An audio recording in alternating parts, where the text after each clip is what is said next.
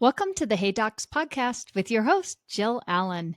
Today we're joined by Amy Kemp, author of I See You and Habit Coach, to talk about how thought habits shape our success, why structure creates freedom, and how small mindset shifts can prevent burnout. If you're ready to lead with more clarity, energy, and balance, this episode is for you. Let's dive in. This episode was brought to you by Gray Finch.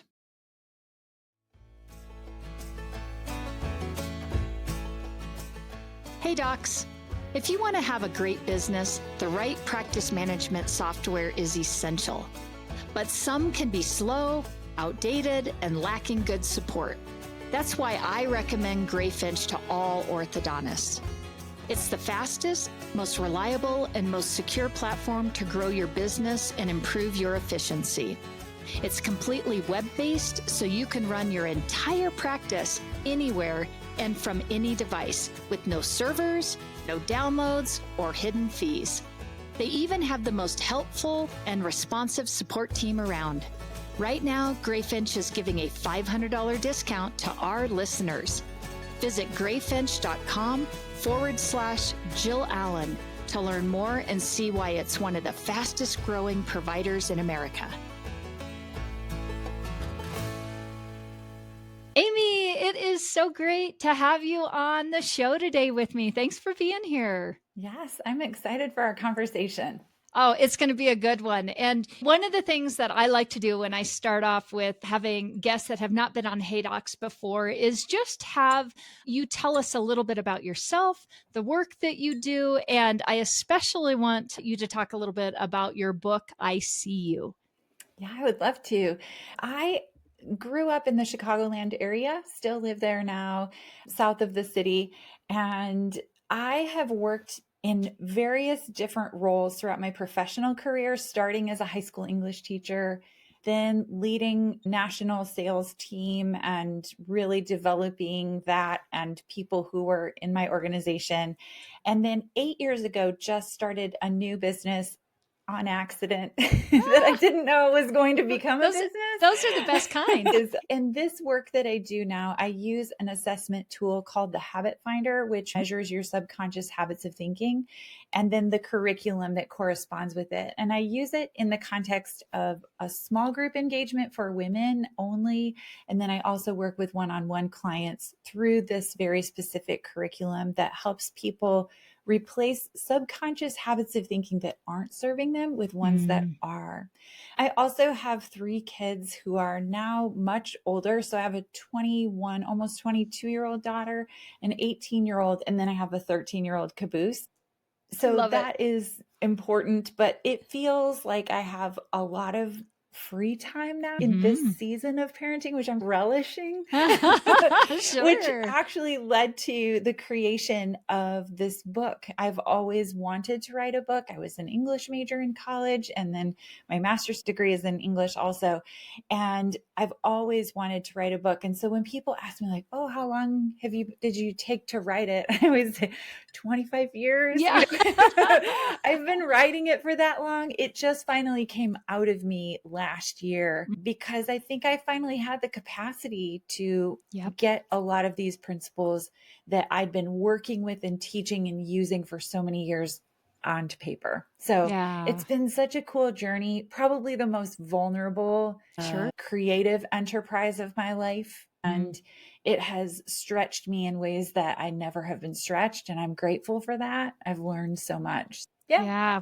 Congratulations on the book. And I can definitely appreciate what it takes. I have not written a book, but just when you are building up to something and when you get to that point where you're like, ta-da, here it is. What a blessing. And yet also just that, okay, we did this and this is where it's at. So that kind of takes me right into, I just really do want to start with the book because I think it's so interesting that you've been cultivating this all along. But I loved where you said it finally was time to have it come out of you. It was the right timing. And isn't that what life is about? Just the right time. I always look at things and say, Jill, this just may not be the season for whatever it is that you're thinking about. But it doesn't mean that it goes away. It just means that we maybe just put it on the shelf till the season is right. What I want to do is I would love it if you just talk to us a little bit. I love the title, I See You. I think that's just such a powerful title and very intriguing. So I'm wondering if you can just talk a little bit about what inspired that title. What message are you wanting to convey to readers in it? Absolutely. The title was very important to me. I actually battled for it a little bit. It was the only time that I just stood in disagreement, like with the opinions of the experts, because they wanted to centralize me in the title and have me be framed as the expert. That wasn't the purpose of my writing the book. The people I work with are experts. They don't need another expert. They've actually read all of the books by the experts. This book and the purpose of it, my writing coach says this, but that you don't write books about something, you write books for someone. And I know the person I wrote this book for. She is accomplished. She is intelligent. She has done some things in her life. She also is overwhelmed, exhausted, and still ambitious. Yeah. But saying, I want more, but I can't work any harder. I can't work any more hours. There's no more of me to give. And yet I want more in exchange. And I think there is a point in most professional women's careers or business building enterprises where they hit that point where it's, I want more influence. I want more impact. I want more income, but I can't work anymore. Yeah, you're speaking right to my soul right there. And I think in our industry, we are seeing more and more in the orthodontic industry where we're seeing more and more orthodontists that are female. And I work with a lot of them. And gosh, that is exactly, we talk about this a lot, is there's just a lot to juggle that is different sometimes than what some of our male counterparts could be doing. But also there is this, like, just because I'm a female doesn't mean I've got a ceiling, or doesn't mean that I shouldn't want for more or shouldn't push for more, which is, I think, is just a really interesting thought. And in talking about the book and thinking through some of the different things within the book, it's okay, this just is so applicable to, I believe, some of our business owners, especially our female business owners, where we really limit ourselves sometimes and what we're doing, or put that cap on us. I can't be a mom and a successful business owner and all the things that are out there. Talk just a little bit about that. And one of the thoughts that you have in the book is you can't outwork your thoughts and your habits. And that was really impactful to me, because I was like, yeah, that's so true. And I'm wondering if you can expand on that a little bit, unpack that a little bit for us. Yeah. I'd love to tell you a story that I think illustrates it. And in my own experience, when I hit that crossroads, my husband and I had our annual appointment with our financial advisor. And I prepared in advance, filling out all the forms that you fill out, right? Yes. This is where we are. These are our goals for retirement and college for kids and all of that. And so we sat down in her office, and it was a day I remember so vividly. I remember what I was wearing. I remember the chair I was sitting in. The color was the burgundy burlap, the air conditioner noise I can hear in my mind. And she is a trusted friend and advisor to us. And she said, I reviewed all of your paperwork and you are very organized. You're not overspending. You don't have great amount, you don't have debt. There's only one problem if you want to achieve the goals that you outlined in your form. And she leaned forward on her little stack of papers and she said, you're not making enough money.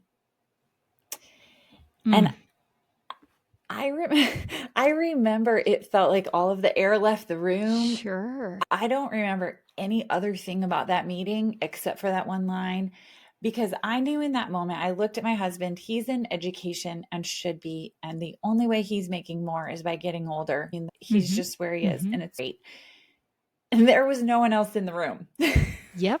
Yep. And at the same time, our kids were in what I define as like the Uber season of parenting, where nobody was driving, but everyone was in things. So it was like the peak of the demands of at-home life.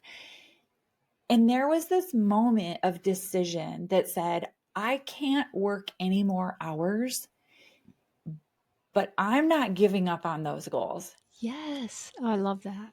And what has to change and what needed to change wasn't something out there. It was me, and it was my subconscious habits of thinking. It was the way I was thinking. And that was the turning point. I had no answers to the how. I didn't know, but I knew that I needed to work on me, and that would create the different result. And it did, but it definitely was a turning point moment. And that's the moment I think it's like, I describe that happening to a lot of women I work with, where it's almost like I can't pedal the bike any faster. I've got to shift the gear to a different gear and go even sometimes slower, but I'm going to travel more ground. Yeah. Yeah. Yeah. Oh, I love that. And I think when you know that analogy of a bike, that's really great, because I know in my business over the last 18 years, there are times where you have to slow down to go forward. And it just does not make sense, where you have to be like, okay, we've got to slow things down and work on some things, but my end game will get us 5 paces ahead, but we've got to go backwards to go forwards. And it really is a little bit of a mind meld, a little bit, where you're like, Totally. and your team's looking at you like, this doesn't make sense. What are we doing? Yes. And in the framework of the work I do, this is how I would describe it. We are hardwired to survive. Human beings are. That's what our bodies and our brains are hardwired to do. And so if your survival mechanism for the first stage of your career or life was work really hard, work harder than everyone else, and you'll get ahead, and it served you, you did, and you did, right? Both. Like, I was at the top of my professional game at that point publicly. And so it did work for me. Then if you tell your brain, oh no, actually, you don't need to do that anymore, it's going to scream like you're danger to you. It's not going to feel comfortable. And I think a lot of people make a mistake of thinking, oh, if it's a new direction that I should travel, it will always feel comfortable. There are parts of it that will just feel like it's triggering all of this resistance inside of you. Yeah, for sure, for sure. I'd love it if you could maybe just expand on that just a little bit more before we switch gears here, and maybe give us just some practical ways that some of my listeners, especially I'm going to say my female orthodontists out there, how they can identify and shift, we'll call it these unhelpful thoughts maybe, and habits to make better business and leadership decisions. Yes. Okay. It's a complicated answer, and it's not one. I'm not interested in like a quantum leap, quick fix answer in this arena that I work in. This is about very subtle but consistent shifts in the way you're approaching things.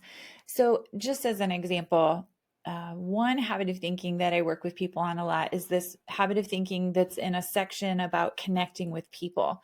And it's your brain telling you that either you're going to address something that doesn't feel right to you, or it's inappropriate, or it's going to blow up and just be like a huge ordeal. And then you're going to have to hire someone else and train them. And it's just this huge disruption, or I don't address it at all. Okay. So if you're operating in that habit of thinking, it doesn't seem like that's holding you back from earning more, but it is, because if you aren't just in the middle of those two options, where you are addressing the thing that is inappropriate or unacceptable or not up to standard on a regular basis, and you're not in that all or nothing mindset, your business is being held back by people who aren't doing their jobs. Yes. So again, that may seem, oh, I just need to get better at addressing things. But first, you've got to identify that your brain at some point in its existence learned that when you address things that are inappropriate, it creates a huge blow up. But that's no longer necessarily true, but you're still operating in that store. And that's actually the starting point of being able to make the external change of getting better at having those clear and accurate conversations that will allow your business to grow to the next level. Yeah. So that's an example. But I think a lot of people think that it just starts with learning a new skill of how to train your employees better. But I don't think that's what it really is. Yeah. Yeah. I love that. And I love that you are really putting it back on the doctor or the business owner or the person that's running the organization to be like, okay, you've got to look at yourself first and really understand. And I love what you're saying, understand where you're coming from, because I'll tell you, I've had so many conversations with doctors that they know they need to make a move. They know that what is holding them back, and they just cannot. And it's like kicking that can down the road. Jill, maybe on our next call, I'll tell you how it goes.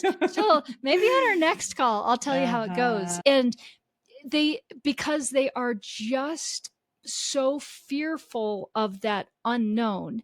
And I get it. Like, as new business owners, especially, I can tell you what I know now, 18 years in, is very different than what I knew 18 years ago. And the Jill I was with what I was coming into my business 18 years ago is very different than who I am now.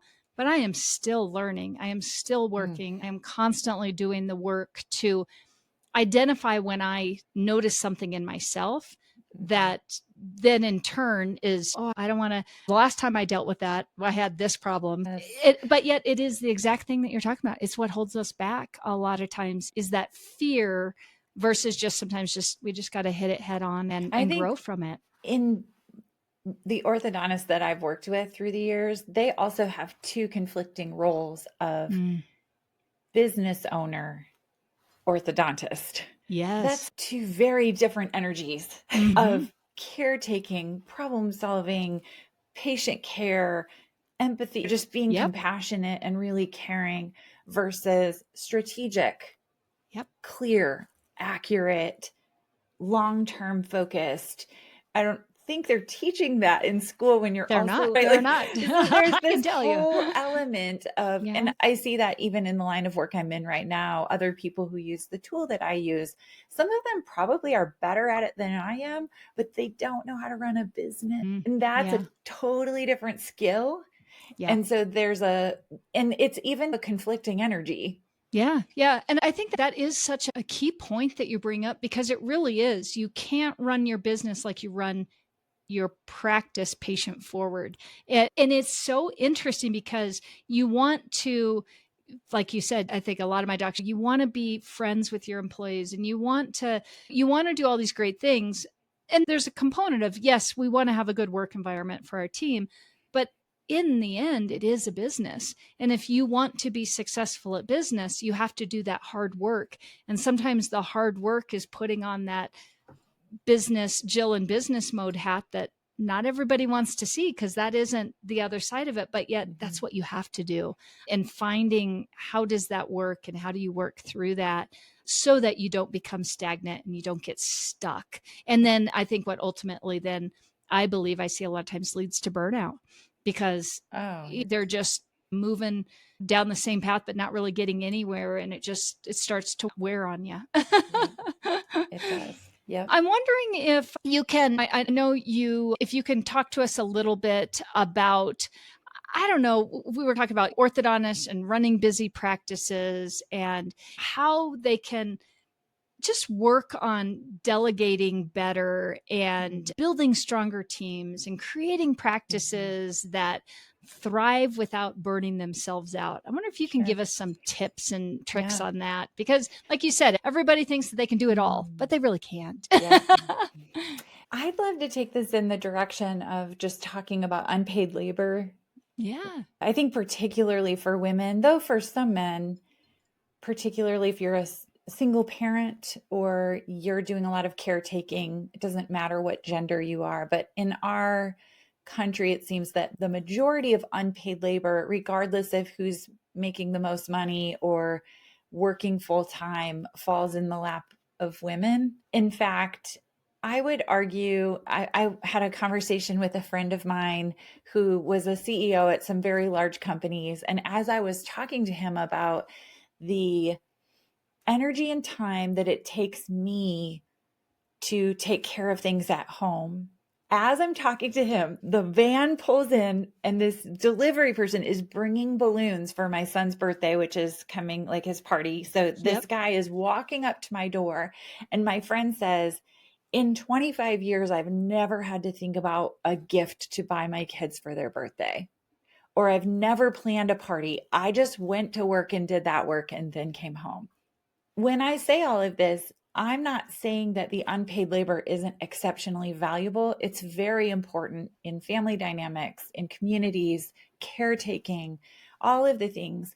But when you start to add up, in the book, there's an unpaid labor survey where you add up the number of hours that you are doing of unpaid labor. And that includes paying bills, scheduling appointments, buying clothes, cleaning clothes, whether it's dry cleaner, laundry, however, cleaning, not even just cleaning, because I have someone who cleans, but the pickup, the constant, just picking up for the cleaners. Yeah. When you start to really add up the vacation planning, all of the unpaid labor, for most women, it's averaging between 20 and 30 hours a week, if not more. And so I want you to just be, one, aware of that and to acknowledge it. And then I want you to be very intentional. If there are things that are on that list of unpaid labor that you hate, that are draining, that are just to you, then being vulnerable enough to hire someone to help you with those things at home. Yes. This is a funny story. I have a really good friend, and she was gone for a few days, and her cleaning lady called and said, "Is everything okay? I just got to your house and it is a disaster," right?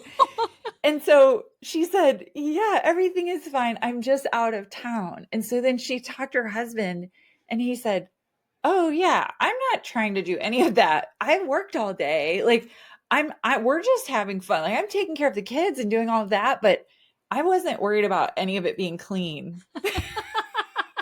So it's like this funny thing where it's most men, they wouldn't even try it. They would just say, "That's ridiculous. I just worked all day. Then I'm not going to come home and work all night too. And then think that I'm going to be great at my work. Then I'm going to have enough energy to give people." So again, but one of the fascinating things when I was interviewing people for this chapter of my book about unpaid labor is how embarrassed women were. They would say, "I will tell you about all the help I have, but don't put my name in the book." And I wanted to say, why not? You're managing a $15 million account for Google. Yeah. You should not be coming home and doing your laundry too. You're doing this massive job. So again, that doesn't mean the laundry isn't important. It just means that it's absolutely absurd to think you should be doing it all. Yes. And I love that you talk about that and you bring that up because it is so true. And that was something for me. And I think many women where it's that guilt of like somehow, somewhere along the way, we were told we have to do it all. And we don't. And that was a concept that I learned a while back. And whether it's from something that we just learned generationally growing up or whatnot, that like, of course, it's your job to cook the dinner and to do the laundry and to this, that, the other. And it's really interesting when you can kind of shift that perspective and be like, you know what? It is okay to have somebody help with cleaning the house so that then when I look at, and I want to talk about work-life balance here, when I look at the time that I do have, would I rather spend it cleaning toilets? Or would I rather spend it hanging out with my kids or my grandkids at the park? For me, I'd rather be with my kids or my grandkids than cleaning those toilets. And so that just leads me into, can I add one thing here? Because I think this is really important. There are a lot of people that you can pay and help them and their lives be better. And now a word from the sponsors who make this podcast possible.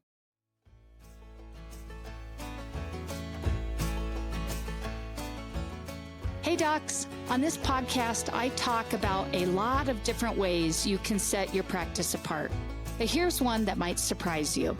Maybe you haven't thought about it before, but the equipment you use can make a big difference, not just for the patient experience, but for you and your team too. That's why I want to let you know about a new line of orthodontic equipment from ADEC.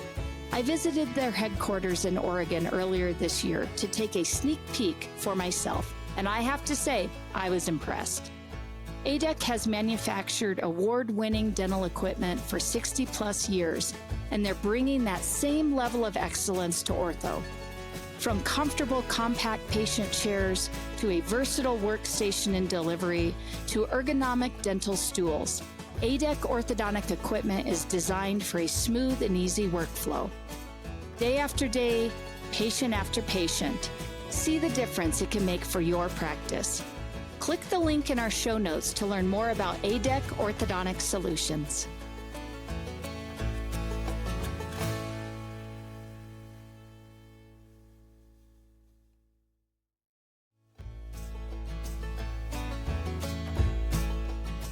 Hey docs, let's talk about Smile Suite, because it's not just another scheduling system. It's a game changer in the world of new patient management.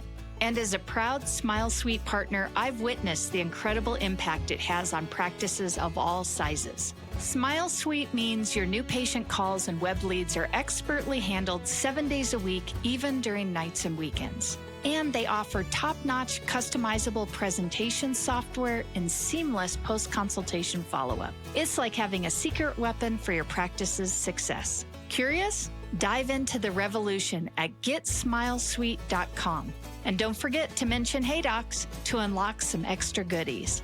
Elevate your practice with Smile Suite, because every smile deserves a suite of excellence.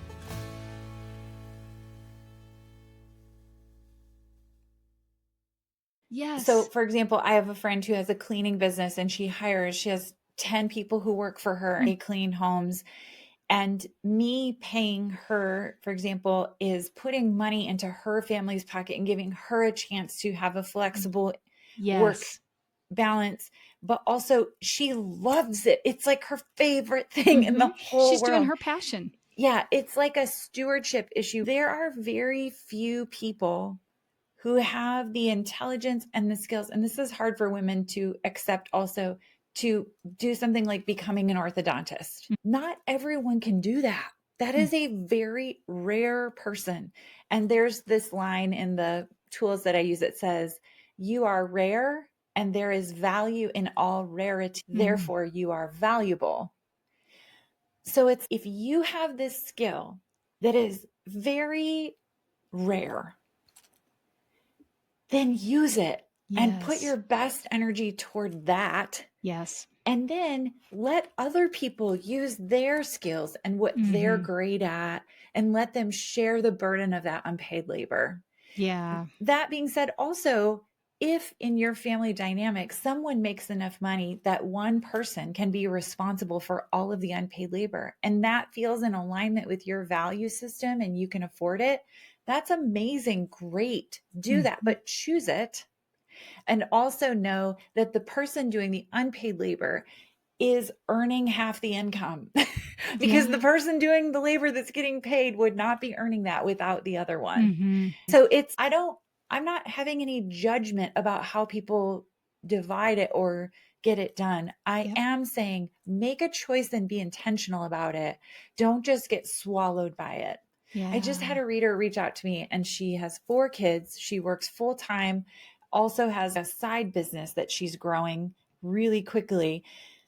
And she said, oh my gosh, we got rid of the laundry and my life, like they hired a laundry service. And she said, I feel like a different person not walking by that laundry room and seeing those piles. I feel like so much more confident in my work. I feel calm when I get home. Don't feel There's this broken windows theory in law enforcement. I'm not really sure if it's true or not, but that if things are broken and there's graffiti, that there's more crime. It's that same feeling like for women, if things are chaotic and they're not being taken care of in your home, you're getting messaging saying, I'm not doing a good job. I'm not doing a good job. I'm not doing a good job. Yep. Yeah. Anyhow, I could talk about it for days. It is just so true. And it's just hitting for me, just really hitting home. And I think a lot of our listeners are probably, because I've got a lot of female listeners and a lot of male doctors too, that are probably like, Again, yeah, because I just think it's approached differently between a male and a female a lot of times. And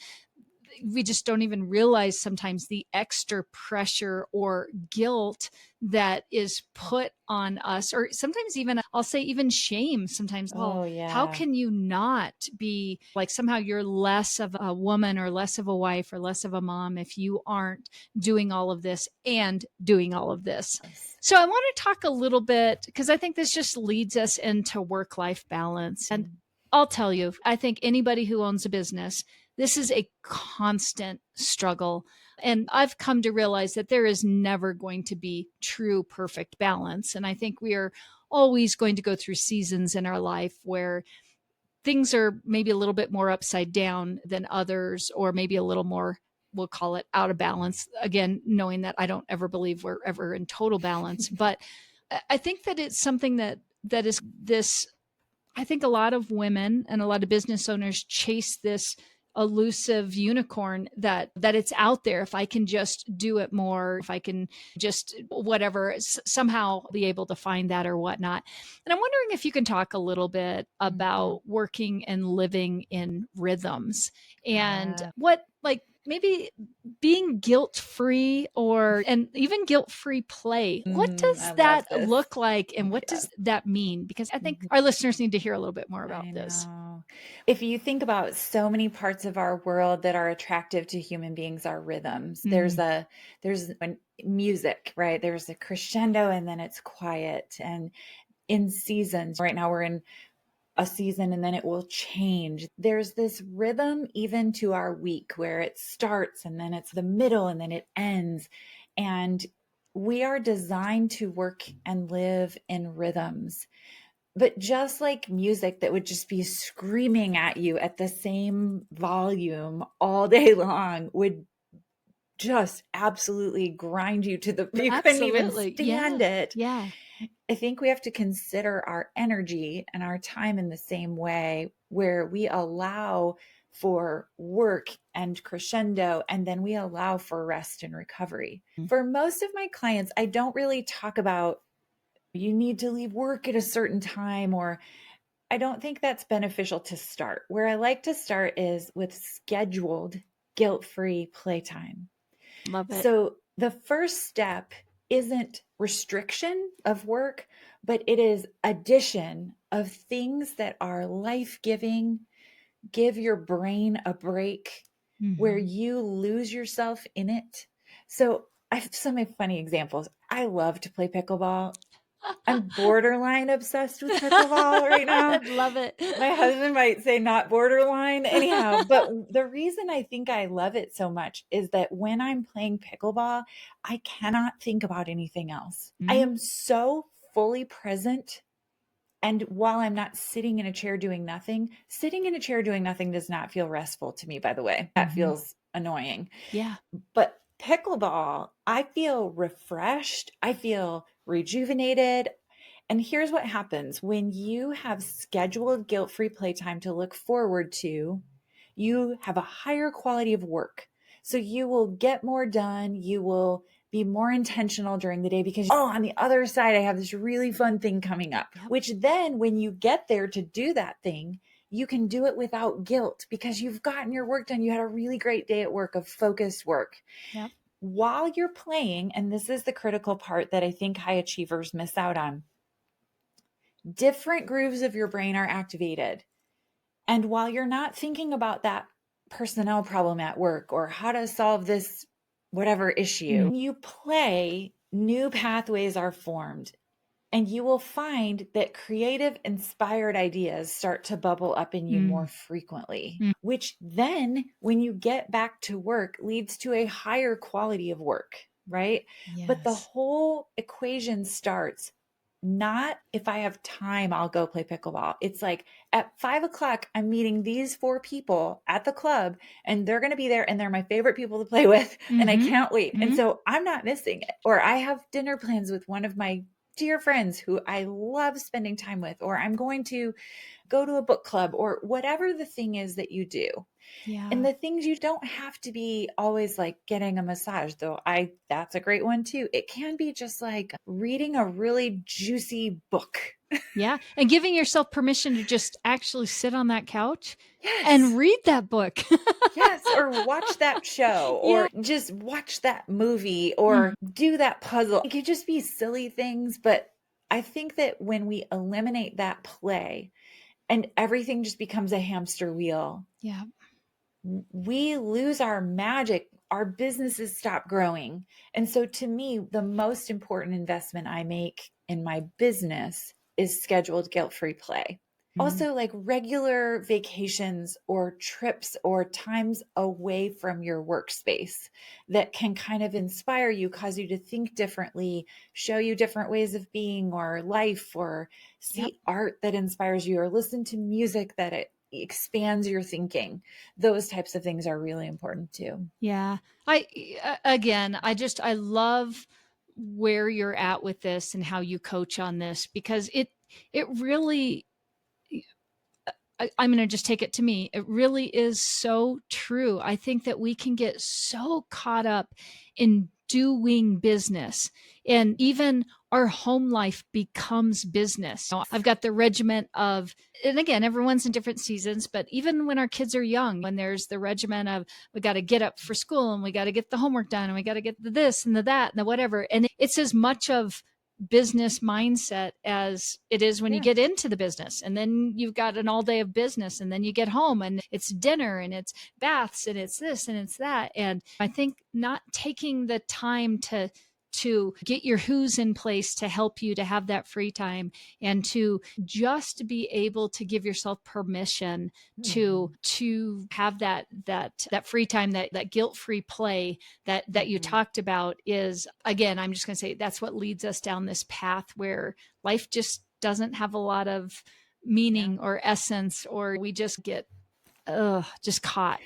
And do you think that it's hard? Because I see it harder for women when you work all day and then you think, I can't go do this fun, just for fun thing. I haven't been with my kids. There's The just guilt. this. Yeah. I will just say guilt is not something I choose to engage with anymore around these areas. Oh, Now, I that's think guilt good. serves a purpose. I think guilt provides some like ethical framework for our world, right? And you feel guilt for doing something that would be harmful to someone. I think you should feel guilt when you are hurting another person. That would be like a helpful feeling.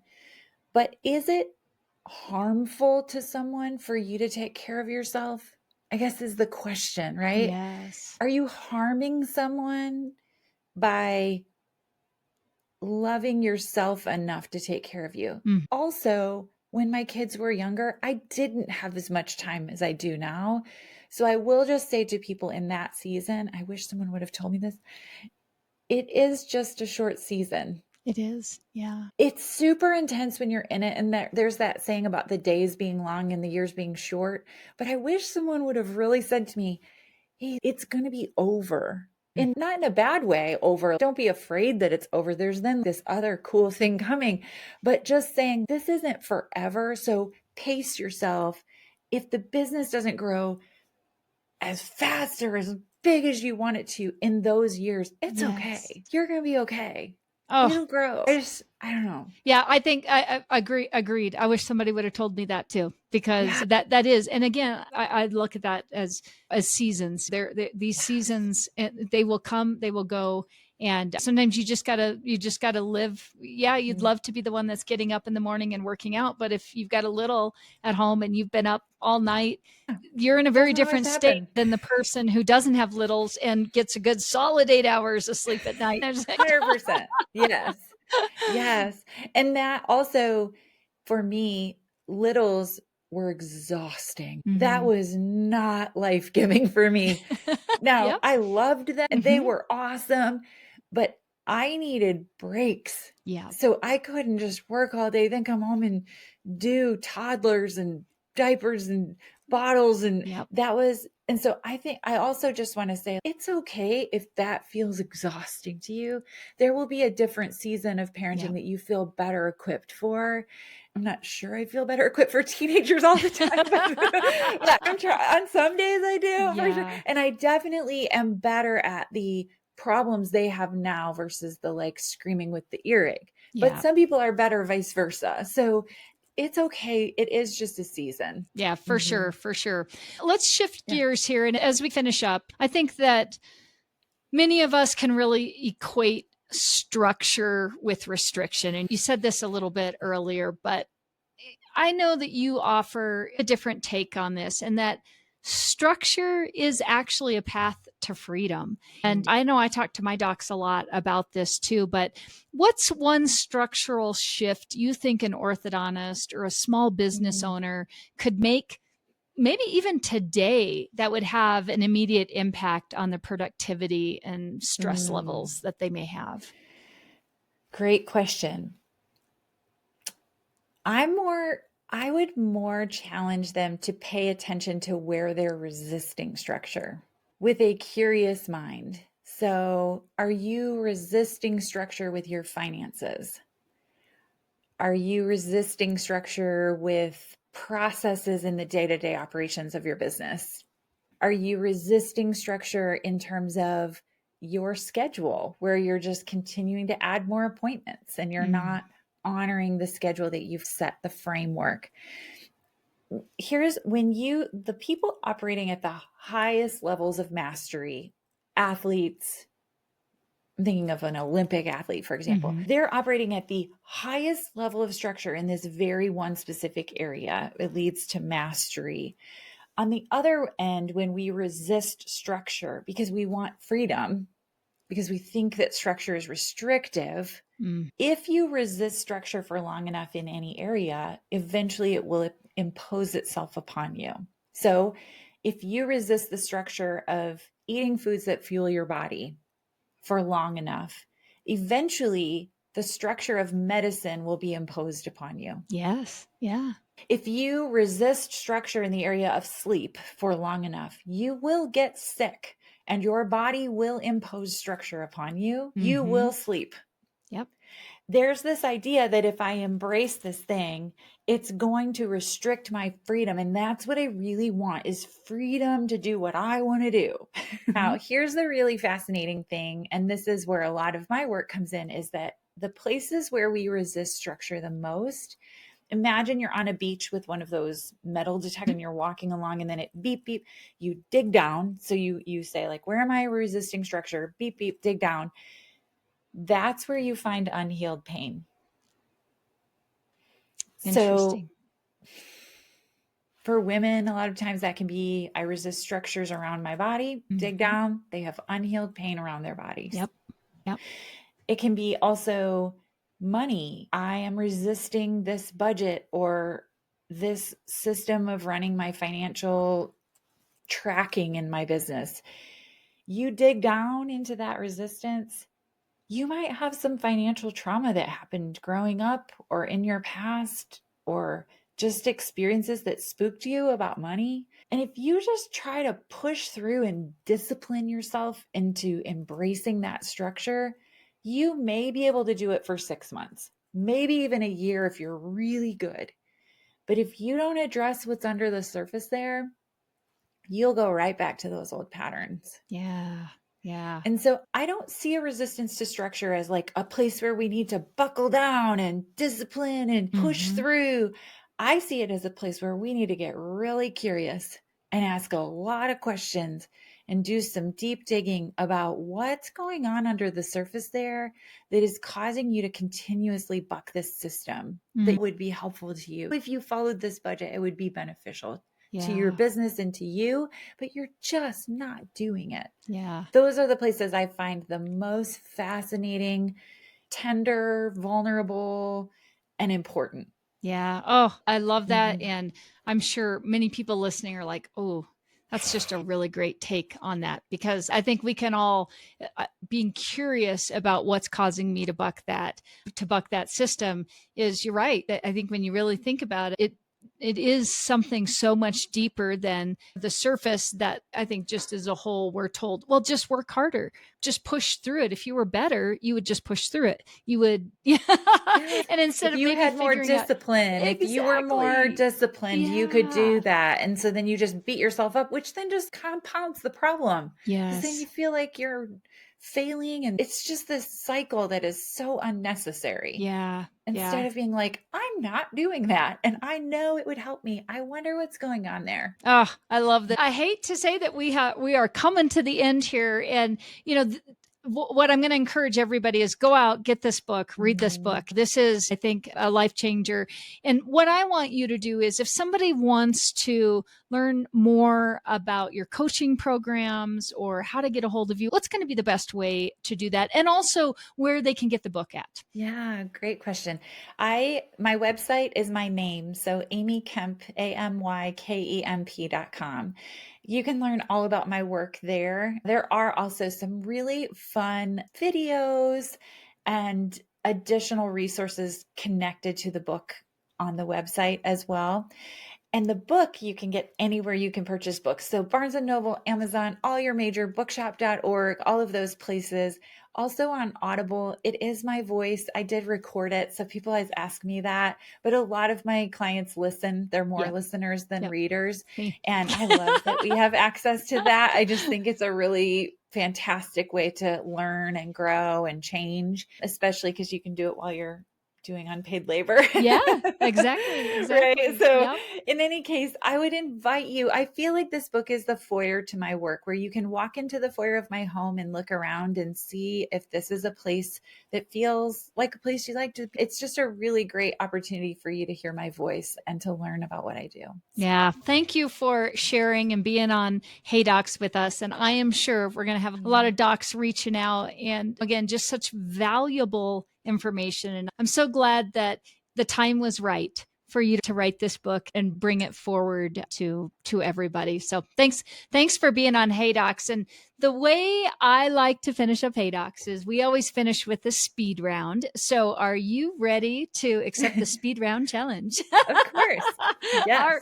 All righty. So here we go. What is one business trend that you think most people should be paying attention to? I think right now it's the anti-scaling.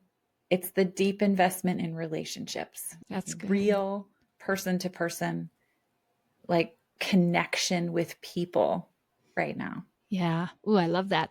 All right. How about this one? What's the most unexpected lesson you've learned in your career? Oh my gosh.